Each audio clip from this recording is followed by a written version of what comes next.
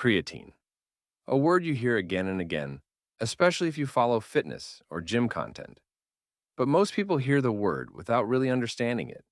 You see it on supplement bottles, in YouTube videos, and in gym conversations. Even though creatine is very popular, very few people actually know what it really does inside the body. Some people say creatine is amazing and swear by it. Others say it is harmful and should be avoided. Some even think creatine is a drug or something unnatural. So, what is the truth about creatine? To understand creatine properly, we need to start from the basics.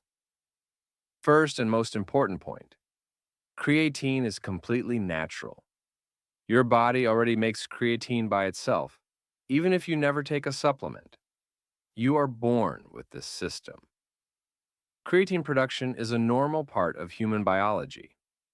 Creatine is mainly produced in an organ called the liver. It is also produced in the kidneys, working together with the liver. After being produced, creatine travels through the blood and reaches the muscles. About 95% of all creatine in your body is stored inside your muscles.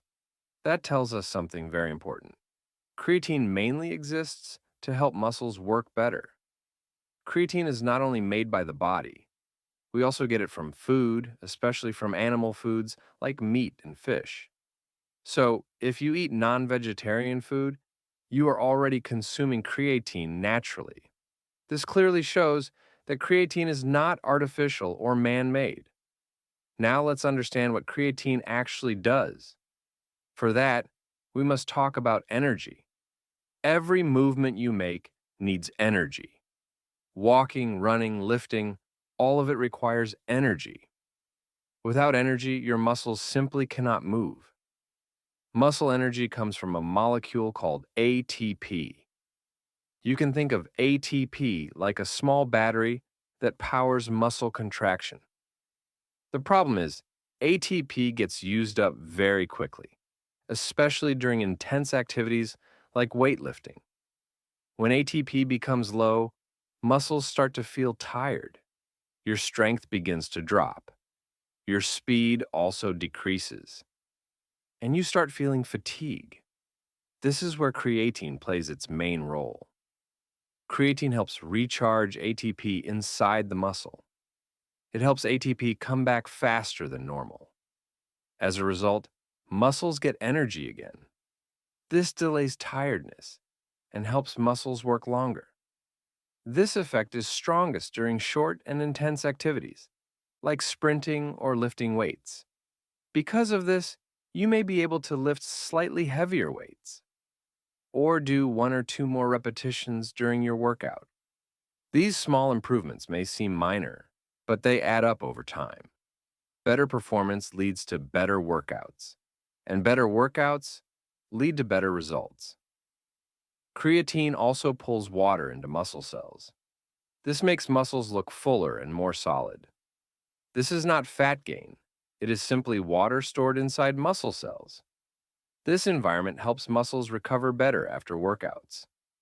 Over time, it supports muscle growth. But remember, training is still required. Creatine does not build muscle on its own. Another common myth is that creatine is a steroid. This is not true. Creatine is not a steroid, and it does not affect hormones in your body. Creatine is one of the most researched supplements in the world. Many scientific studies support its safety. For healthy individuals, creatine is generally safe. While using creatine, drinking enough water is important. Some people may feel mild stomach discomfort at the beginning, but this usually improves after a few days. People with kidney problems should be careful and should consult a doctor before using creatine. Creatine is not magic, and it is not dangerous when used properly. Creatine is simply an energy helper for your muscles.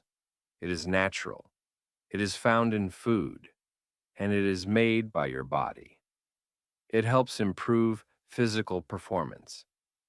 Now you clearly understand what creatine really is. Simple, natural, and well understood.